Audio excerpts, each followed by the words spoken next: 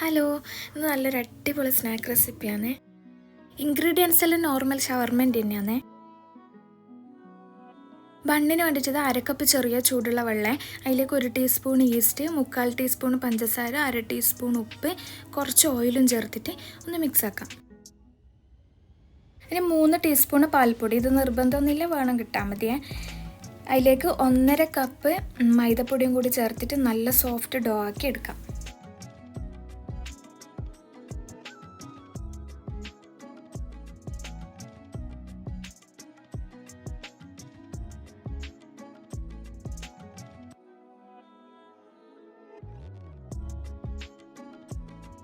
അത് റെസ്റ്റ് ചെയ്യാൻ വെക്കുന്ന ടൈമിൽ ഫില്ലിംഗ് ഉണ്ടാക്കാം. അതിന് വേണ്ടിയിട്ട് നമ്മൾ നോർമൽ ഷവർമൻ്റെ ക്യാബേജ്, ക്യാരറ്റ്, ചെറിയൊരു പച്ചമുളക്, മല്ലിയില, പിന്നെ മയണൈസും, കെച്ചപ്പ്, കുരുമുളക് പൊടി, ഉപ്പും മഞ്ഞൾപ്പൊടിയും മുളക് പൊടിയും ഗരം മസാലയും ചേർത്തിട്ട് ഫ്രൈ ചെയ്ത ചിക്കനും ഇതെല്ലാം കൂടി ചേർത്തിട്ട് നല്ലൊരു ഫില്ലിംഗ് ആക്കിയെടുക്കാം.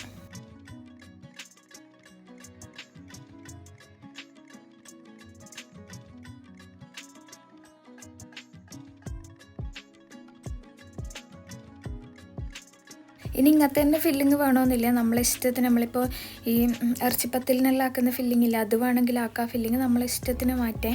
ഇനി നമ്മൾ നേരത്തെ കുഴച്ച് വെച്ച ഡോ ഇല്ലേ, അത് ഡബിൾ സൈസ് ആയിനെ, അതിങ്ങനെ ചെറിയ ചെറിയ ബോൾസ് ആക്കിയിട്ട് വെക്കാം.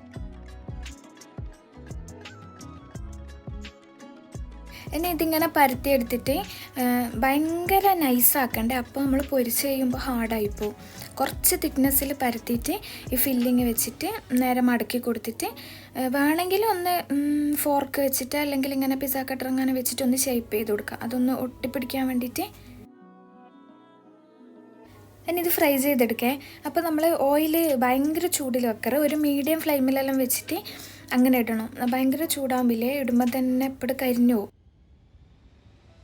2 സൈഡും നല്ലൊരു ഗോൾഡൻ കളർ ആകുമ്പോൾ എടുക്കാം, അത് പെട്ടെന്ന് കുക്കാവും.